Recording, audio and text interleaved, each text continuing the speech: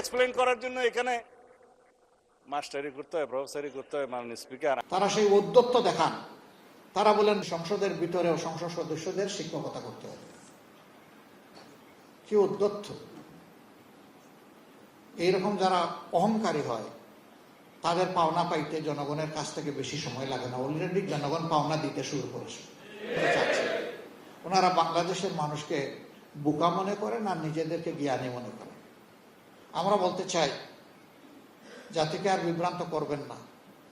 নির্বাচনের আগে বলবেন গণভোট চাই, নির্বাচনের পরে বলবেন যে নির্বাচন হবে না এই আশঙ্কায় আমরা বলেছিলাম গণভোট চাই।